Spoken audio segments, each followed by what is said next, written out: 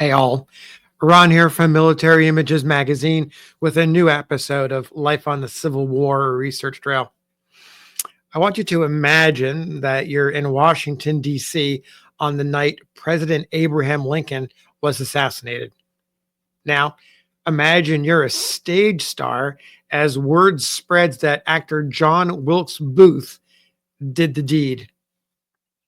How would you feel? One of Booth's peers, Rose Eytinge, pictured here, happens to be a few miles outside the capital city visiting the family of an army officer in charge of one of the many area hospitals. It was an uncomfortable moment for many reasons. She's pictured here, by the way, in the 1870s as Cleopatra, one of the starring roles, one of the roles that really brought her to fame. She played many strong women during her professional career in the theater. Her life dates 1835 to 1911. She was born in Philadelphia and in her mid-20s at the time of the assassination of Lincoln. She was a rising celebrity on the American stage. After making her debut at age 17 in Brooklyn, she landed a full-time gig in Albany, and there she developed her skills. In 1862, a year into the Civil War, she returned to New York City and there began working with the biggest names in the business: Edwin Booth, Edgar Davenport, John Wallach, and Laura Keene, who you students of the Civil War know played the leading role in Our American Cousin at Ford's Theater the night Booth murdered Lincoln. 40 years after the events of that night, in 1905, Eytinge shared her recollections in her book, The Memoirs of Rose Eytinge, being recollections and observations of men, women, and events during half a century. The book actually contains 3 Lincoln anecdotes. I want to share them with you. The first occurs in 1861 as Lincoln and his entourage passed through Albany as they made their way by train to Washington for the inauguration. So let me share this anecdote with you. She writes, "It was in Albany that I was witness to and a participant in 2 occasions, both memorable, and one of them marking an epoch in this country's history. This latter was the passage of Abraham Lincoln through the old Dutch city as he journeyed from his western home to Washington, there to be installed as an immortal president of these United States. We all know how Abraham Lincoln looked. His face is enshrined in our memories, as is his virtues in our hearts. But certainly, my first sight of that extraordinary man was a startling experience. He sat in an open carriage, and as, from time to time, he rose to bow to the solidly massed people who made the air resonant with their welcoming cheers, the impression that he gave was that his length was endless." It's her way of saying he was a tall man. "And his hands," she continued, "was there ever before or since such a pair of hands? There did not appear to be any wrist in the scheme of his anatomy. His great gnarled hand seemed to run straight up to reach his long, gaunt arm. His face, it was rugged and rough, but from his dark, deep-set eyes there shone, and about the lines of the mouth there played, such a tender kindliness, such a soft influence, that one was led to forget his personal peculiarities and to feel that to find shelter beneath that benign gaze would be to find safety." Beautifully written passage about that first meeting with Lincoln. I should say the first observation. There wasn't really a meeting there during his time, his brief stay in Albany. Now, the second meeting was much closer. This was at the White House. And though she did not provide a date, it may have been February 1865. I did a little bit of research in newspapers.com, and the February 1865 event was just a couple months prior to the assassination. Eytinge starred in the play How She Loves Him, a comedy in 5 acts by the Irish actor and playwright Dion Boucicault. One reviewer praised her performance. Miss Eytinge is an actress of much talent. She is artistic, graceful, and ladylike. She has a musical voice and expressive features. Her method is entirely refined and unaffected, and her expression of passion is remarkably natural and unstagey.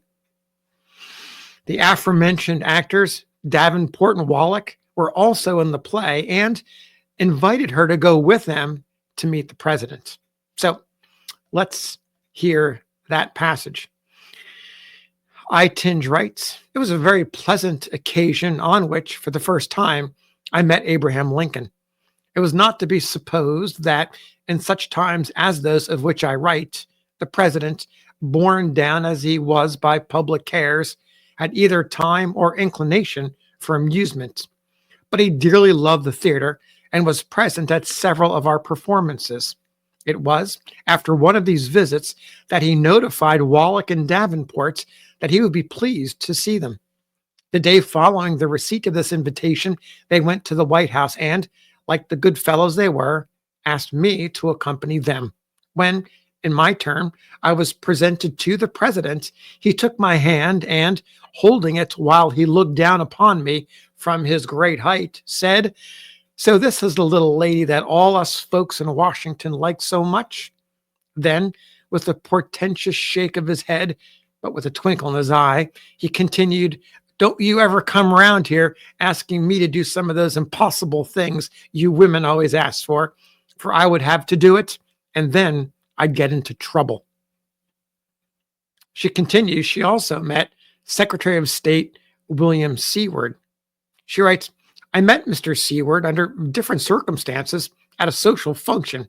I enjoyed the privilege of personal introduction to him, and I felt greatly distinguished. When Mr. Seward, with his stately old school manner, bowed low over my hand and expressed himself as being gratified at having this opportunity of greeting me, it seemed as if he were conferring upon me a patent of nobility. It is impossible to think of two more contrasting personalities than those of Lincoln and Seward, the one so simple, warm-hearted, and free-spoken, the other so stately, cold, and dignified. When Mr. Seward spoke a few complimentary commonplaces to anyone, the person addressed felt as if he or she were participating in history." Now, let's get to the third and final anecdote about the assassination of President Lincoln on April 14th, 1865. Eytinge notes, "I now approach one of the most awful and awe-inspiring periods of my life, the night on which President Lincoln was assassinated. At that time, I was taking a brief vacation and was visiting the family of an army officer who was in charge of a military hospital a few miles out of town. On that dread occasion, my hostess and I had been in town for the day and evening, and it had been arranged that an orderly with the carriage should call for us next morning and drive us out home. Suddenly, some of the men of the household we were visiting dashed into the house, bringing intelligence of the crime. The first reports were that the president and every member of the cabinet were murdered. The community was wild with horror. Everybody, as if moved by one impulse, rushed into the streets. The church bells were tolled, and all the social and conventional barriers were leveled in the general horror. Utter strangers talked together in hurried accents, exchanging the various rumors with which the air was filled. One report had it that Washington was in the hands of the rebels. Strangers accosted each other and asked for the latest news, and when one or the other confirmed the dreadful truth of the president's murder, they cried like children.